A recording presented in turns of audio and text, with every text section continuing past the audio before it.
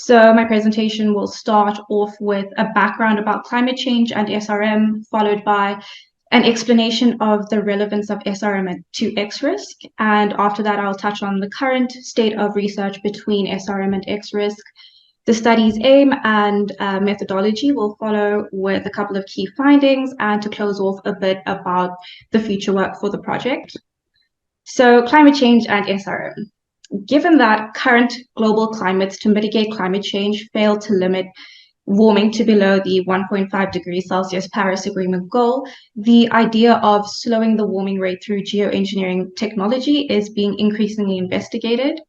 And so the most commonly discussed SRM approach is stratospheric aerosol injection, or SAI, which is a geoengineering technique that aims to mimic the effects of explosive volcanic eruptions, which release large volumes of sulfur dioxide into the atmosphere. And when the sulfur dioxide reaches the stratosphere, it oxidizes and forms a stratospheric aerosol layer that reflects a small quantity of incoming sunlight back into space.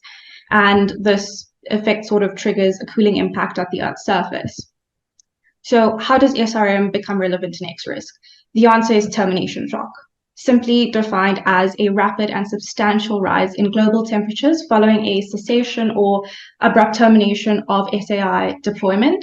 So following deployment, there would be a buffer period of a minimum of several months, during which, if SRM is not redeployed, the impacts of termination shock would be felt. And so if SRM was deployed to mask high levels of warming and its use was abruptly terminated, it is likely that atmospheric and oceanic carbon dioxide emissions would accumulate and temperature rise would happen at a rate such that temperatures would rebound to what they would have reached had geoengineering not been deployed, but in a really short period of time. And this abrupt spike in temperature would cause massive ecological damage, making adaptation almost impossible for life on Earth. And termination shock is often presented as one of the most severe risks associated with solar geoengineering, as its impacts would be catastrophic. Across the literature, two primary drivers of termination shock have been identified. So on the left, we have political instability, international conflict, and the collapse of a governing coalition. And this could be driven by either cooperation failure and or cooperation breakdown.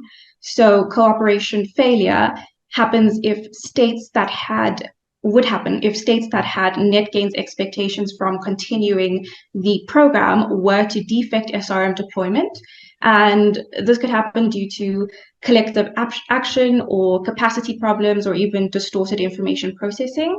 And then cooperation breakdown could occur when SRM infrastructure and deployment breaks down as states defect because they view continuation of the program as incompatible with their respective interests and political agendas. And then the second driver of termination shock, all the way on the right-hand side, is the occurrence of a global catastrophic event. And this could be a natural event like a massive volcanic eruption, or an anthropogenic event like a world war.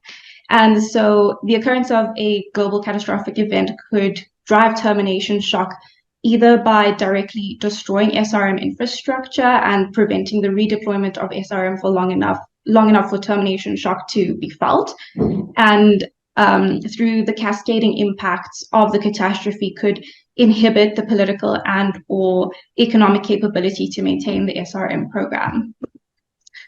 Although drivers of termination shock have been identified, SRM resilience measures and mechanisms to global catastrophic events are lacking across the literature. That being said, and given that the effects of termination shock would be catastrophic within the context of an SRM scenario, the study overall aims to investigate if plausible pathways to termination from global catastrophic events exist and what these are. And this is done in order to identify potential areas where mitigation measures could be established to firstly increase the resilience of SRM infrastructure to global catastrophic events, and secondly to decrease the risk of termination shock from occurring.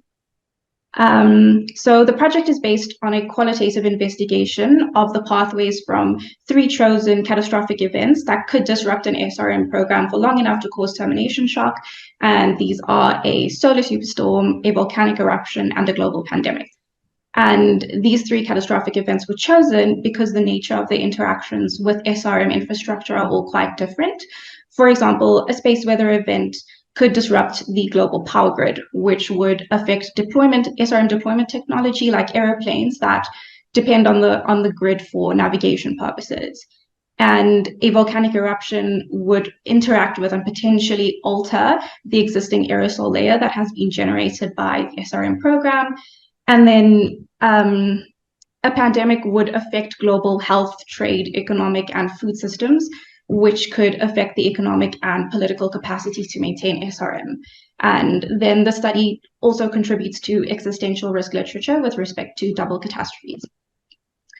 Onto the methodology, the first two steps were to acquire the data, firstly through a literature review of SRM and termination shock, with a focus on firstly SRM infrastructure. So this includes the types of deployment technologies, cost analyses, and a look into SRM supply chains, what they could sort of look like.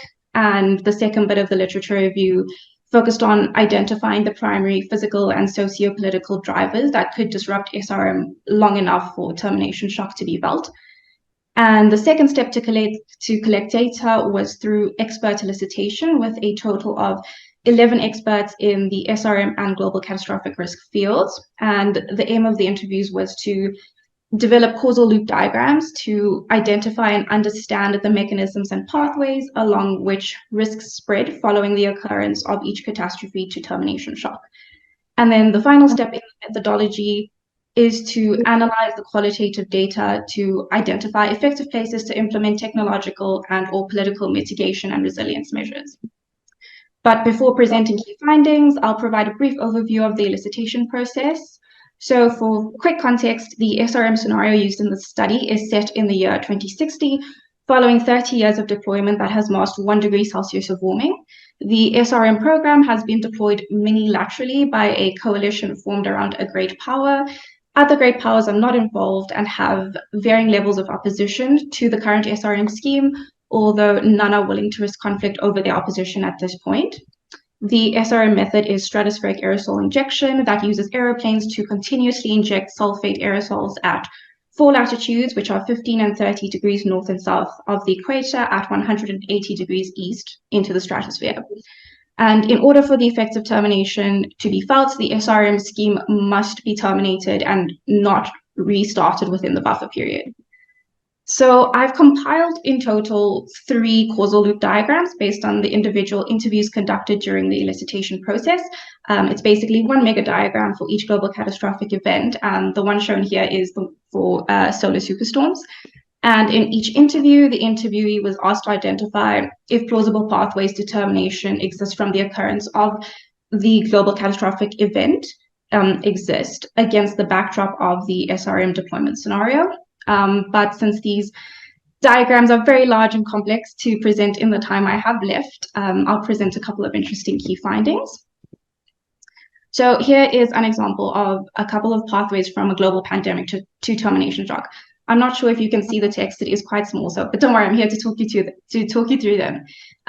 So a commonly identified first order impact in the global pandemic scenario was that politicians and governments could blame the pandemic on the SRM program. This is called the blame game, which could in turn deepen existing rivalries and erode the minimal existing global cooperation.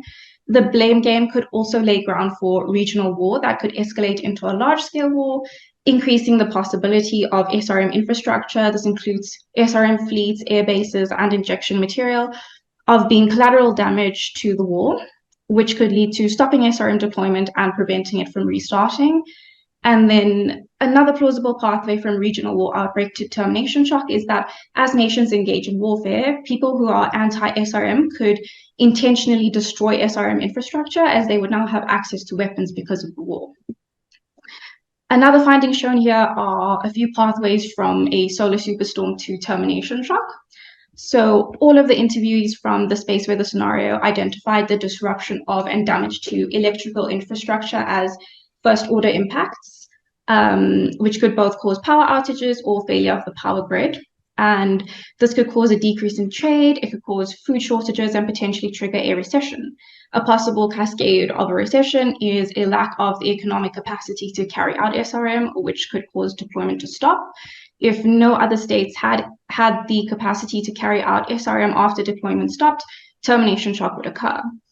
And another pathway here is economic and socio-political chaos that could spiral from electrical infrastructure damage, which could either stop deployment or prevent it from restarting through the failure to provision SRM, from disruption to SRM supply chains, and from the collapse of society to a pre-industrial state if technological infrastructure is not rebuilt in good time. Okay, these are the key points of vulnerability that are common across all of the causal loop diagrams. Because I'm short for time, I'm not going to talk about them, but it's basically everything. It's all the systems. And finally, the next steps for the project are to continue and complete a thorough analysis of the qualitative data and write it up in a report format, and to identify whether mitigation measures would be technological or political, and where or how they would best be implemented. And the final project component will be to determine what the key features would be to ensure that an SRM system is as resilient to global catastrophic events as possible from the get-go. Thank you very much. And before questions, I do just want to thank my project manager and my mentor and my all-in-one person, Gideon. You've been amazing throughout the last 2 months. And I also want to thank Sam. I had a bit of a hiccup halfway through, and I had to change my methodology to include interviews, which I'd never done before, and Sam really helped me out with that. So thank you both very much. And thanks everyone for listening.